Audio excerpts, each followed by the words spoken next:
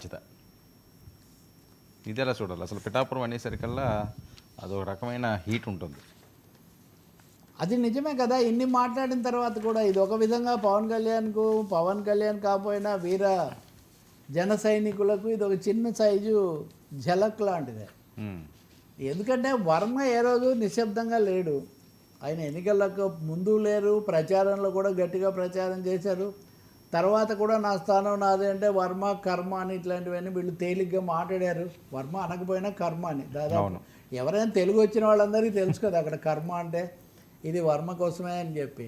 కానీ ఆ తర్వాత కూడా ఆయన 1-2 సార్లు ప్రజాక్షేత్రంలో ఉండి సమస్యలు, ఇసుక దందాలు ఇట్లాంటి వాటి అన్నింటి కూడా ఉందా చెప్తూ వచ్చారు. కాబట్టి ఇవన్నీ అయిన తర్వాత పోనీ ఆయన కోరినట్టుగా ఎమ్మెల్సీ ఇస్తారంటే ఈయనకి ఇవ్వకపోగా నాగబాబుకి ఇచ్చారు. సో ఆల్ది ఇదేదో సామెత చెప్పినట్టుగా తయారైంది. ఖచ్చితంగా ఎవరైతే ఆయన ఇలా అంటున్నారో వాళ్ళని ఎమ్మెల్సీని చేసి ఈయనకు అది వరకు ఇచ్చిన వాగ్దానం ఏమో ఇప్పటివరకు నెరవేరలేదు. చిన్న చితక తీసుకునే మనిషి అని నేను అనుకోను. దానికి ఏదో ఆ గౌరవం అది కాపాడబడితేనే. అందుకని ఆయన పీఠం నాది, పిఠాపురం నా అడ్డానే, నేను పిఠాపురం వదులుకోను అనేటటువంటి వైఖరిలో ఆయన బలంగా ఉన్నాడు. కాదు పిఠాపురం మా అడ్డా, ఇంకెవరు ఉండకూడదన్న పద్ధతిలో ఎంపీలు ఎమ్మెల్యేలు జనసేన తెచ్చి ప్రయత్నం చేసిన తర్వాత కూడా అదేమీ పట్టాలు ఎక్కినట్టుగా కనపడదు. దానికి తోడు 2-3 అంశాలు దళితుల మీద ఇవి మృతి చెందడం ఇట్లాంటివి జరిగిన తర్వాత పిఠాపురం కొంచెం టెన్షన్ స్పాట్గా కూడా మారినటువంటి పరిస్థితి. ఈ నేపథ్యంలో తెలుగుదేశం ఇచ్చిన ప్రతి పిలుపును వర్మ చాలా ఉత్సాహంగా అమలు జరుపుతున్నాడు. ఆయన ఖచ్చితంగా లోకేష్ను ముఖ్యమంత్రిని చేయాలి, లోకేష్కే నాయకత్వం ఇవ్వాలి అంటే వాయిస్ ఆఫ్ లోకేష్. పిఠాపురంలో వాయిస్ ఆఫ్ లోకేష్, మిగతా చోట్ల వాయిస్ ఆఫ్ లోకేష్కు పవన్ కళ్యాణ్ ప్రాతినిధ్యం వహించే పిఠాపురంలో వాయిస్ ఆఫ్ లోకేష్ బలంగా వినిపించడానికి రాజకీయమైన అర్థం చాలా ఎక్కువగా ఉంది. ఇప్పుడు ఆయన్నే మళ్ళీ అక్కడ నియోజకవర్గ ఇన్ఛార్జిగా నియమించారు అని నేను వార్త చూస్తున్నాను. అది ఇఫ్ ఇట్ ఈస్ కరెక్ట్, డెఫినెట్గా అది ఖచ్చితంగా తెలుగుదేశం పార్టీ ఒక వ్యూహాత్మకంగా ఉందనే అనుకోవాలి. అంటే జనసేనను ఎవరినో సంతృప్తి పెట్టడానికి మా కార్యకర్తలను, మా వాళ్ళను, మా మూలాలు మేము వదులుకోము అనే మెసేజ్ వాళ్ళు పంపదలుచుకున్నారు.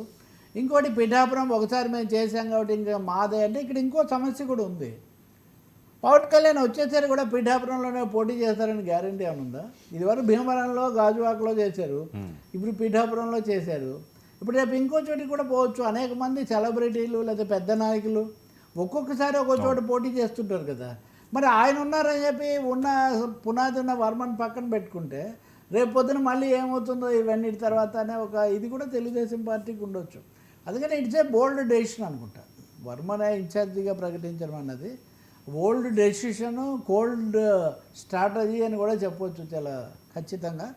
ఇంకా దీని మీద మళ్ళీ చూడాలి ఇంకా కొణిదెల బ్రదర్స్ ఎలా స్పందిస్తారు, ఆ తర్వాత స్థానిక అంశాలు ఎలా ఉంటాయి అని. ఎందుకంటే చాలా తగాదాలు, వివాదాలు కూడా జరిగాయి కాబట్టి.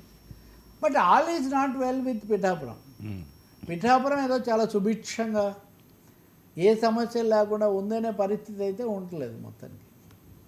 సరే, ఇది ఇంకా పెరగవచ్చు. ఇప్పుడు హీటింగ్ కొంచెం వర్మకు ఇది చేయడంతో ఈ హీటింగ్ కొంచెం పెంచే ప్రయత్నం కూడా జరగవచ్చు. స్థానిక ఎన్నికలు త్వరలో వస్తాయి, అది కూడా వీళ్ళ దృష్టిలో ఉండాలి. స్థానిక ఎన్నికలు గెలవాలంటే అక్కడ పట్టున్నటువంటి నాయకులు, అభ్యర్థులు కూడా కావాలి. తెలుగుదేశం అది కూడా దృష్టిలో పెట్టుకొని ఉండాలి బహుశా. సరే, టీటీడీలో